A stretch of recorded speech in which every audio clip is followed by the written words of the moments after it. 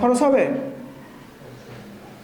বড় সাইজের এমব্রয়ডারি করলেন আর ছোট সাইজের এমব্রয়ডারি করলেন, ডাইমেনশনটা কস্ট ভেরিয়েশন করবে। তো এগুলো সুন্দরভাবে উল্লেখ করে দিতে হবে স্পেসিফিকেশনের মধ্যে, ঠিক আছে? কত সাইজ, পজিশনটা কোথায় হবে, লোগো হবে না কি হবে, হোয়াইট লেভেল, সেটা বলে দেবে, ঠিক আছে? এগুলো সব সুন্দরভাবে আমাদের বলে দিতে হবে।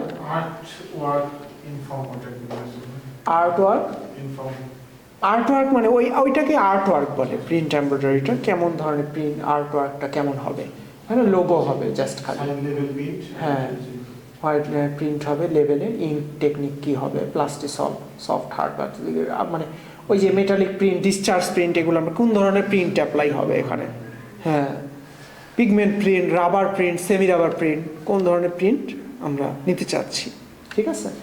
এইটা তারপরে কেমন ধরনের লোগোটা হবে, যে আমাদের গার্মেন্টসে এটা ছবিটা দিয়ে দিতে পারলে ভালো হয়।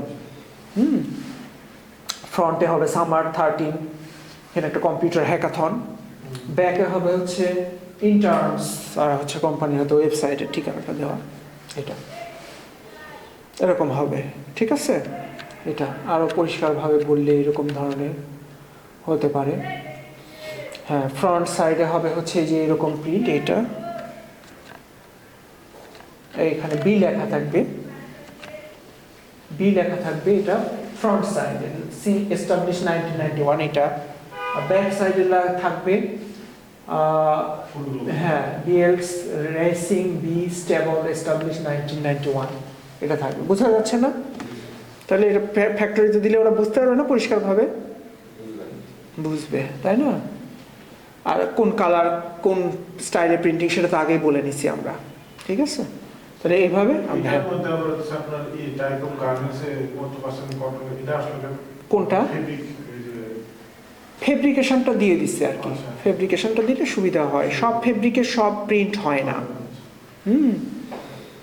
হ্যাঁ সব হবে না। আপনি রিঅ্যাক্টিভ প্রিন্টিং আপনি করতে চান পলিয়েস্টার ফেব্রিকের উপরে, জীবনে ধরবে? এটা ধরবে না, তাই না?